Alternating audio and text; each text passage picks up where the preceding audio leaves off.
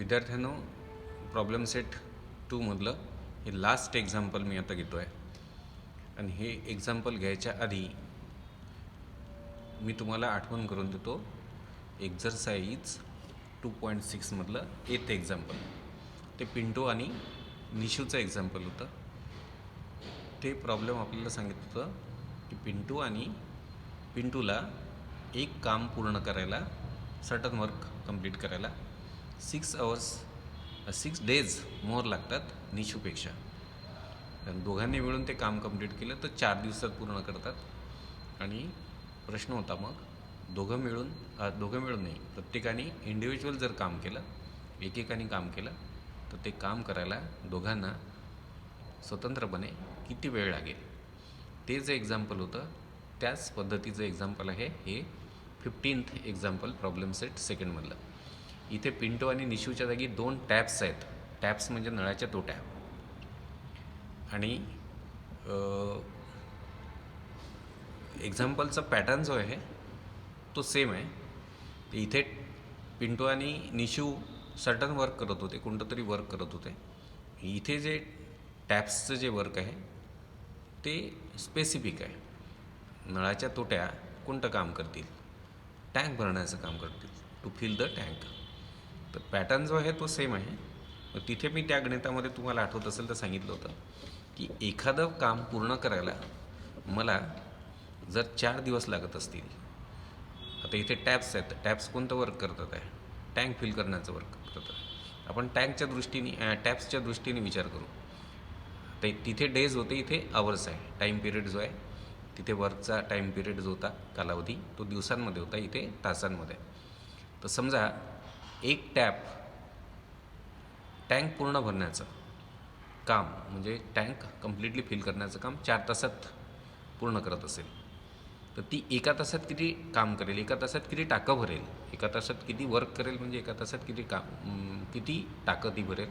ते पूर्ण टाकं भरायला, पूर्ण टँक फिल करायला एखाद्या तोटीला 4 तास लागत असतील, समजा 4 आवर्स, तर ती एका तासात किती टँक फिल करेल? ती एका तासात 1/4 एवढी टँक फिल करेल. जर एखादी तोटी आहे तिला टँक पूर्ण फिल करायला 6 आवर्स लागत असतील, टँक कम्प्लिटली फिल करायला 6 आवर्स लागत असतील, तर ती एका तासात किती टँक फिल करेल? ती एका तासात 1/6 एवढं टँक फिल करेल. म्हणजे एका तासात ती 1/6 एवढं वर्क करेल, म्हणजे 1/6 एवढं टँक फिल करेल.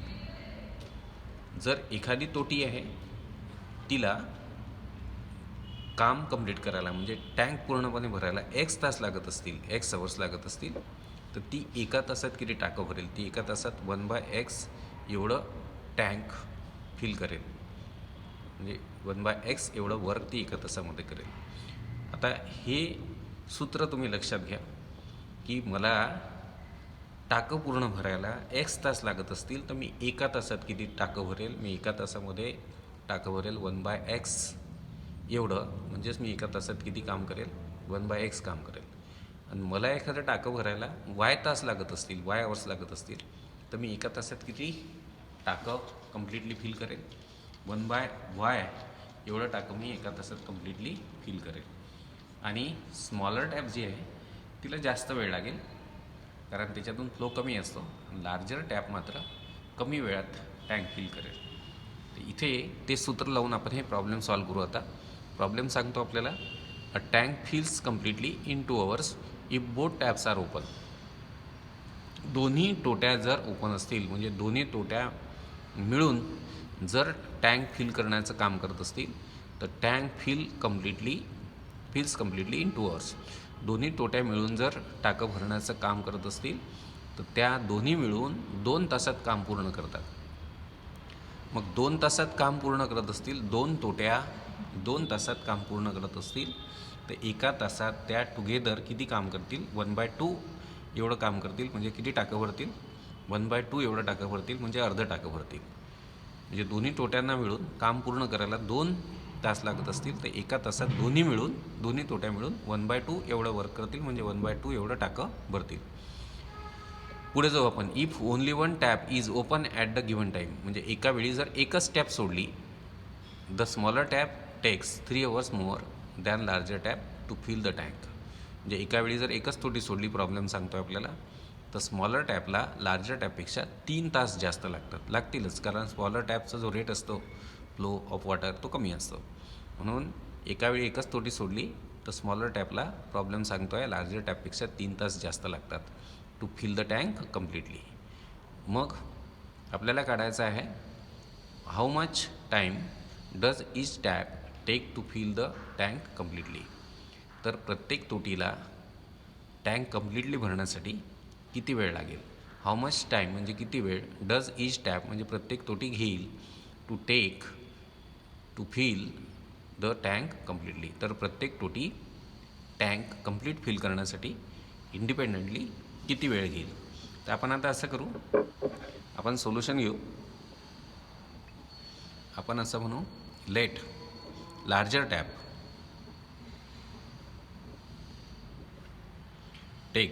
Text x hours to fill the tank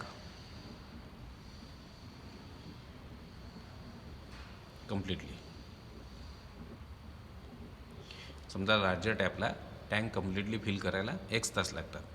आता स्मॉलर टॅप जी आहे तुमची ती लार्जर टॅपपेक्षा 3 तास जास्त घेते. Therefore time taken by smaller tap to fill the tank completely हे होईल x+3 एवढे आवर्स. म्हणजे समजा लार्जर टॅपला टँक कम्प्लिटली भरायला x तास लागत असतील तर स्मॉलर टॅपला 3 तास जास्त लागतात असं प्रॉब्लेम सांगते. देअरफॉर मग time taken by smaller tap to fill the tank completely equal to x+3 hours. आता काढतो आहे मी वर्क डन. आता वर्क डन कोणतं करतात आहे टॅप्स, हे सोपे शब्द वापरतो आहे मी. वर्क डन आहे यांचा टू फिल द टँक, आणि टू फिल द टँक हे वर्क डन असल्यामुळे हे तुम्ही लक्षात घ्या. आता तोटीनी केलेलं वर्क म्हणजे तोटीनी किती टँक फिल केलं ते आहे तोटीनी केलेलं वर्क. हे सोपे शब्द वापरतो आहे मी. आता पहा मी काढतो आहे work done by larger tap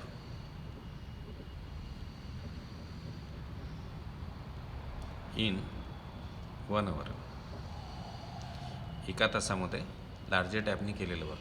आता लार्जर टॅप काम किती तासात पूर्ण करते. लार्जर टॅप ही टँक कम्प्लिटली भरण्याचं काम x तासात पूर्ण करते. लार्जर टॅप एका तासात किती काम करेल, लार्जर टॅप एका तासात काम करेल 1/x. आता घेतो आहे मी वर्क डन. मगाशी जो मी हिशोब सांगितला होता, लार्जर टॅपला पूर्ण टाकं भरायला म्हणजे पूर्ण काम कंप्लीट करायला x तास लागतात, तर लार्जर टॅप एका तासात किती काम करेल, 1/x एवढं काम करेल टाकं भरण्याचं. आता काढतो आम्ही work done by smaller tap in 1 hour. तर स्मॉलर टॅप 1 hourमध्ये किती काम करेल, स्मॉलर टॅप काम किती तासात पूर्ण करते, स्मॉलर टॅप x+3 एवढ्या तासामध्ये काम पूर्ण करते. तर ती एका तासात किती काम करेल मग, तर पूर्ण काम करायला x+3 एवढे तास लागतात. तर ही स्मॉलर टॅप 1 hourमध्ये 1/x+3 एवढं वर्क करेल. आता मी काढतो आहे दोन्ही तोट्यांचं एका तासाचं एकत्रित काम. Work done by both taps together in 1 hour. मी काढतो आहे एका तासात दोन्ही टोट्यांनी एकत्रित, टुगेदर म्हणजे एकत्रित, बोथ म्हणजे दोन्ही, बोथ टॅप्स म्हणजे दोन्ही टॅप्स, टुगेदर म्हणजे एकत्र, हे दोन्ही टोट्यांनी एकत्रितपणे एका तासात केलेलं वर्क. तर लार्जर टॅप एका तासात काम करते 1/x आणि प्लस स्मॉलर टॅप एका तासात काम करते 1/x+3. तर हे 1/x + 1/x+3 हे आहे दोन्ही टॅपनी मिळून एका तासात केलेलं काम, आणि हे आहे दोन्ही टोट्यांचं एका तासाचं काम. सपोजिशनवरून जे आपण सपोज केलं होतं, समजा लार्जर टॅपला x तास लागतात, मग स्मॉलर टॅपला 3 तास जास्त म्हणजे x+3 आवर्स लागतील. काम पूर्ण करायला. मग एका तासात लार्जर टॅप किती काम करेल, तर पूर्ण काम करायला लार्जर टॅपला एक्स तास लागतात. मग ती एका तासात 1/x एवढं टाकं भरेल, 1/x एवढं काम करेल. लहान तोटीला काम पूर्ण करायला म्हणजे टाकं पूर्ण भरायला किती तास लागतात, x+3 तास लागतात. ती एका तासात किती टाकं भरेल, एका तासात ती किती काम करेल, ती एका तासात 1/x+3 एवढं काम करेल स्मॉलर टॅप. मग दोन्ही टोट्या एका तासात किती काम करतील, तर दोन्ही टोट्या मिळून एका तासामध्ये काम करतील. मोठी टोटी लार्जर टॅप एका तासात काम करेल 1/x प्लस स्मॉलर टॅप एका तासात काम करेल 1/x+3. तर हे आहे दोन्ही टोट्यांचं 1/x प्लस 1/x+3 हे आहे दोन्ही टोट्यांचं मिळून एका तासात केलेलं वर्क, म्हणजे work done by both taps together in 1 hour. आता मी लिहितो इथे बट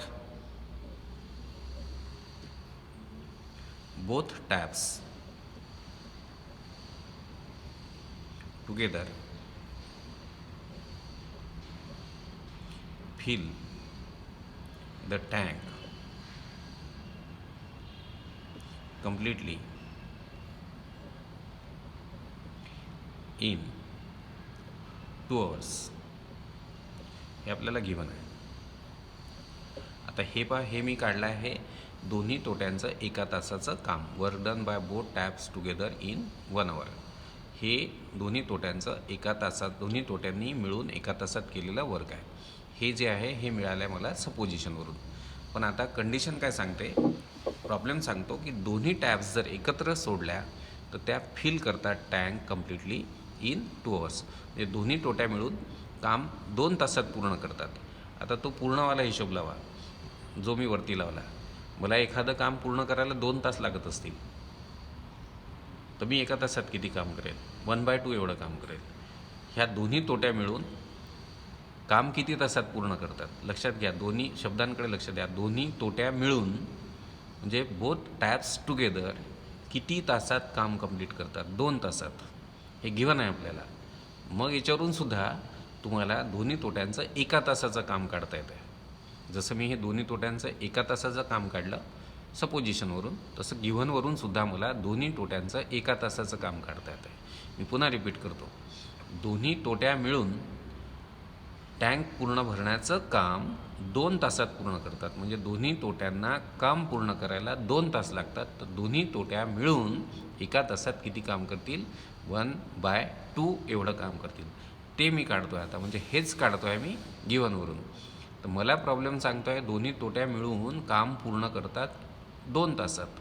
मग मी काढतो याच्यावरून, हे जे गिवन आहे याच्यावरून, therefore work done by both taps together in 1 hour. ते होईल 1/2. हे दोन्ही टोट्या टँक पूर्ण भरण्याचं काम म्हणजे पूर्ण काम जर 2 तासात पूर्ण करतात तर दोन्ही टोट्यांनी मिळून एका तासात केलेलं काम असेल 1/2 एवढं. आता पहा, हे 1 नंबरचं स्टेटमेंट आपल्याला काय देते. 1 नंबरच्या स्टेटमेंटने आपल्याला दिलं दोन्ही टोट्यांचं मिळून एका तासाचं काम. आणि हे स्टेटमेंट सेकंडसुद्धा आपल्याला काय देते, दोन्ही टोट्यांचं मिळून एका तासात केलेलं काम. हे काय आहे, हे आहे work done by both taps together in 1 hour. हे सुद्धा काय आहे, work done by both taps together in 1 hour. म्हणजे हे आहे हे तुमचं 1/x प्लस 1/x+3 आहे, 2 टोट्यांनी मिळून एका तासात केलेलं काम. आणि हे 1/2 सुद्धा काय आहे, 2 टोट्यांनी मिळून एका तासात केलेलं काम. म्हणजे हे वर्क आणि हे वर्क जे आहे, हे 2 वर्क्स जे आहेत हे सेम आहेत. हे आहे दोन्ही टोट्यांचं एका तासाचं काम, सपोज आपण जे केलं होतं त्याच्यावरून. आणि हे आहे दोन्ही टोट्यांचं एका तासाचं काम, हे आहे गिव्हनवरून. आता हे वर्क आणि हे वर्क जे आहे, हे दोन्ही वर्क्स जे आहेत हे सेम आहेत. कारण हे ज्या 2 टोट्यांचं एका तासाचं काम आहे आणि तेच हे सुद्धा आहे, हे सुद्धा दोन्ही टोट्यांचं एका तासाचं काम आहे. तर from 1 and 2, from statement number 1 and 2 आपल्याला स्टेटमेंट 1 आणि 2 वरून हे 2 वर्क.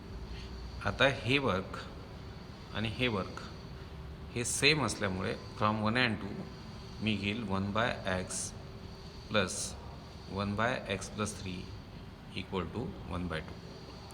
तर हे इक्वेशन आता मला क्वाड्रॅटिक इक्वेशन आहे, याला मी आता जनरल फॉर्ममध्ये आणून सॉल्व करेल. पहिल्यांदा मी ह्या दोघांची सम करेल. या दोघांची सम कशी होईल पहा. क्रॉस पद्धतीने करतो आहे मी, क्रॉस पद्धतीने.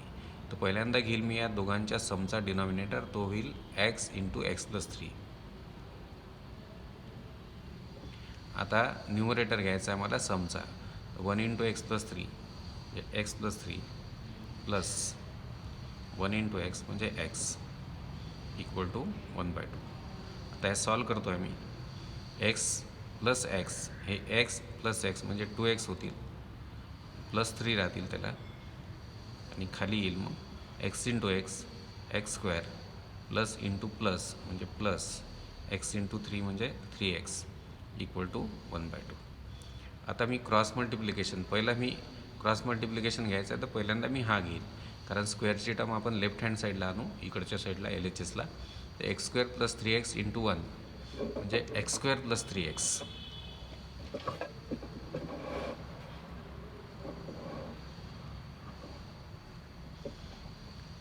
X square plus 3x into 1 म्हणजे एक्स स्क्वेअर प्लस 3x, आणि इकडे होईल 2 into x plus 2 into 2x plus 3.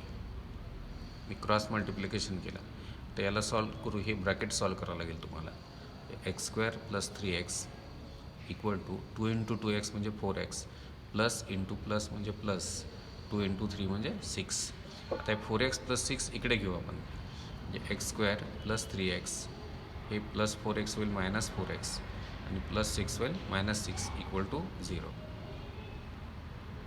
आता x square plus 3x minus 4x म्हणजे minus x minus 6 equal to 0.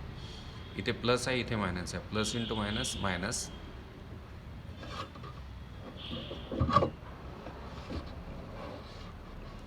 आणि 1 इंटू 6 म्हणजे 6.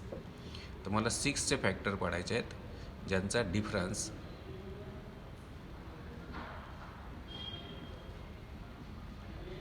6चे फॅक्टर पडायचे आहे. या दोघांच्या स्क्वेअर टर्मचा कोइफिशियंट, कॉन्स्टंट कोइफिशियंट यांचा प्रॉडक्ट येतो -6.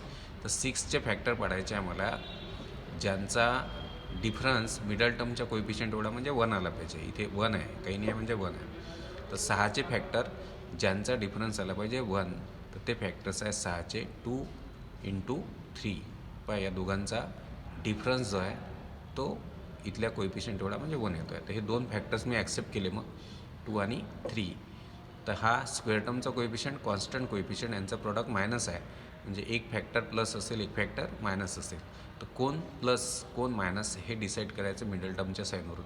मिडल टर्मचं साईन मी मोठ्याला देईल आणि लहान्याला मग मी प्लस देईल, कारण या दोन कोइफिशियंटचा प्रॉडक्ट मायनस आहे. 6चे मी फॅक्टर पाडले ज्यांचा डिफरन्स 1 येईल, आणि मग मी हे बघितलं की हा प्रॉडक्ट निगेटिव्ह असल्यामुळे दोन फॅक्टरपैकी एक प्लस एक मायनस असेल. मिडल टर्मचा साईन मी मोठ्याला दिला, मग लहान्याला प्लस केलं. दोघांनी आता मिडल टर्मच्या व्हेरिएबलनी म्हणजे एक्सनी मल्टिप्लाय करतो. +2 इंटू एक्स म्हणजे +2x, -3 इंटू एक्स म्हणजे -3x. आता हे घेईल मी एक्स स्क्वेअर, आणि -6ला लिहिले मी +2x -3x -6 इक्वल टू 0. या दोघांमधून x कॉमन निघतो, x+2 येतं. स्क्वेअर टर्मचा कोइफिशियंट 1 असेल तर हा नंबर जसच्या तसा कॉमन निघतो, आणि हाच ब्रॅकेट इकडे येतो. तर इथे -3 कॉमन घेईल, मग हा ब्रॅकेट मी घेईल x+2 इक्वल टू 0. आता या दोघांमधून x+2 कॉमन निघतं, x+2, आणि दुसऱ्या ब्रॅकेटमध्ये येईल x -3 इक्वल टू 0. मग देअरफॉर x+2 इक्वल टू 0 और x -3 इक्वल टू 0, म्हणजे x इक्वल टू -2 और x इक्वल टू 3. आता हा x काय आहे, हा आहे लार्जर टॅपला टँक कम्प्लिटली फिल करण्यासाठी लागणारा टाईम. पण टाईम जो असेल, टोटीला वर्क पूर्ण करायला लागणारा जो टाईम आहे, तो टाईम पिरियड म्हणजे कालावधी, टाईम पिरियड म्हणजे कालावधी. तर एखादं काम पूर्ण करायला जो टाईम पिरियड लागत असतो तो कधीच निगेटिव्ह नसतो. But time taken by tap to fill the tank cannot be negative. पण टोटीला टँक भरायला लागणारा जो टाईम आहे तो निगेटिव्ह असू शकत नाही. एक्स काय हे लक्षात घ्या. एक्स आहे मोठ्या टोटीला टँक कम्प्लिटली भरायला लागणारा कालावधी. बट टाईम टेकन हा जर तुम्ही -2 घेतला तर ते ॲक्सेप्टेबल होणार नाही, कारण टोटीला टँक भरायला लागणारा टाईम जो आहे तो निगेटिव्ह नसतो. But time taken by tap to fill the tank cannot be negative. Therefore x = -2 is not acceptable.